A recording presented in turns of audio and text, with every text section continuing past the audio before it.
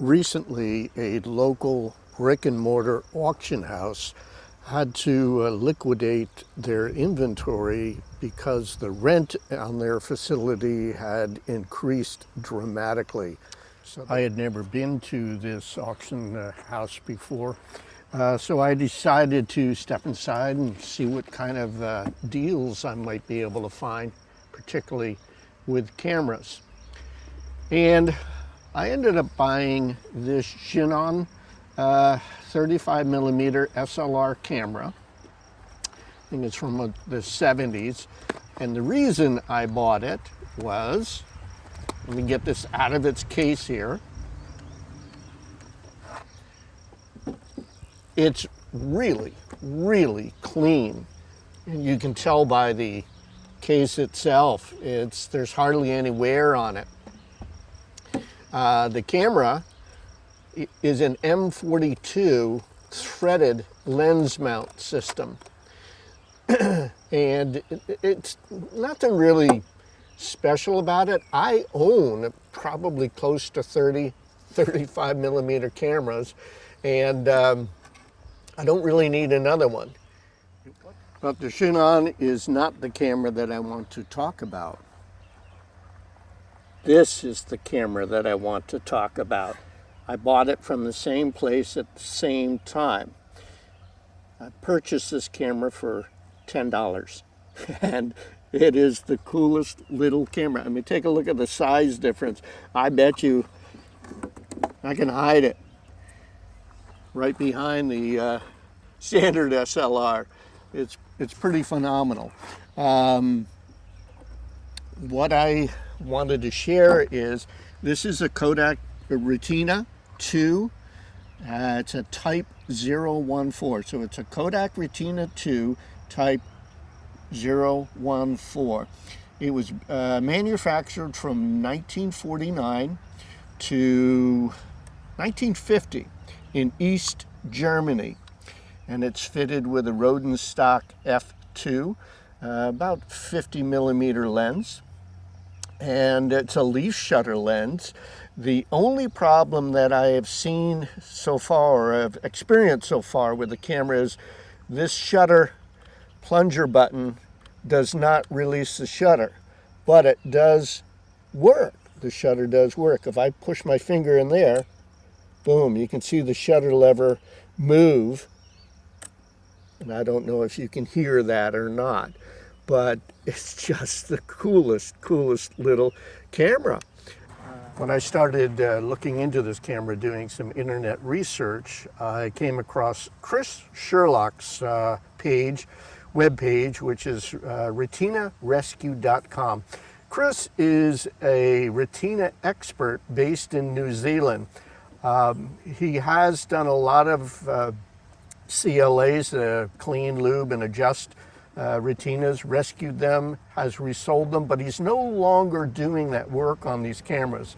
But fortunately, he has put together a YouTube series of videos that shows completely disassembling and cleaning this camera and adjusting it and bringing it back to factory specifications. There is another fellow by the name of Paul Barden. He's located in Oregon in the U.S., and I'm located in the U.S. in down East Maine. Got to bring that all the way back.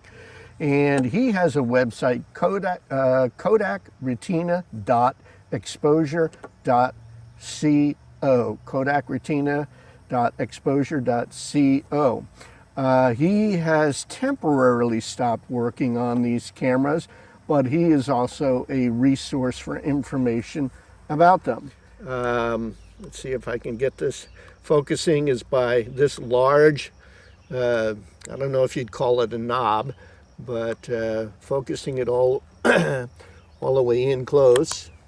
Back of it, there it is there. Serial number for the camera is here, and that indicates that it was built in about 1949. Film advance.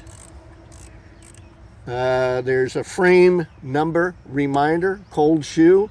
It's just a neat camera. And I have put a roll of film through the camera so far, and I developed it with Caffenol. I used the Caffenol CS recipe, and that is stand developed for 70 minutes. I used some ASA 400 bulk film I had on hand, and I loaded up a cassette and put it in the camera, and about 20 exposures or so. I just did a short roll and developed it with Caffenol CS stand developed for 70 minutes. And I am going to share some of those photos now. Really tickled with this. I love it. I probably will add a wrist strap to it through the tripod mount, 1/4-20 tripod mount. But look at this, it just fits into my hand. Very easy to use. The rangefinder is very accurate. Focusing was very easy. It's a double image, just like on most rangefinder cameras, where the images, you have to line them up for focus, and it just works great. So again, what is this? Almost an 80-year-old camera, and it works just fine. Here are those photos I was talking about.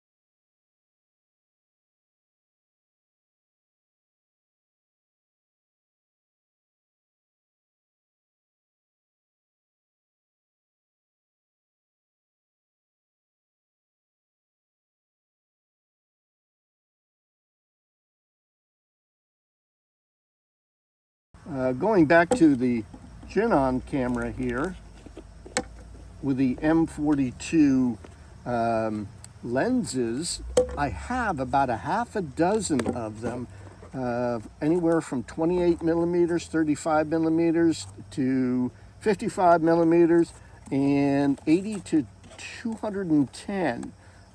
This particular one is a 55 millimeter Chinon lens. The ones that I have that came with a Fujica camera are all Takimer lenses. They're excellent lenses.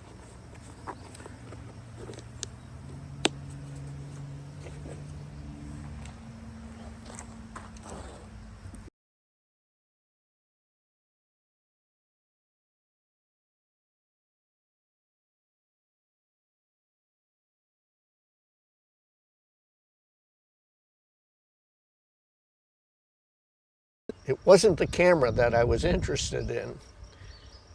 It was this and this, and there is a nice camera strap.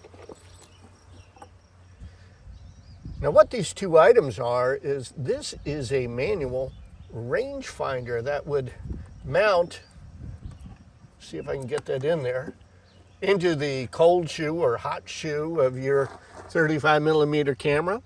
You could use it manually by holding it up to your eye and determining what distance an object is away from the camera. The other thing is, and I've long wanted one of these, is this is a mechanical shutter release, which would screw into there. And the thing is about, I forgot to mention this, the thing is about this particular camera, there is a roll of film in there, and I am going to guess that it is color ASA 400 film, maybe 200, but the ASA dial is set to 400, so I am going to guess that nobody has changed that. But ASA 400 film, is it color? Is it black and white? I don't know. There is a roll of 24 exposure 200 color film. So by cocking the film advance and shutter button, turning this dial, boom, it just counted down and took a photo. So for cameras that don't have a self timer, this one does, like a Pentax K1000, I could use this on that camera.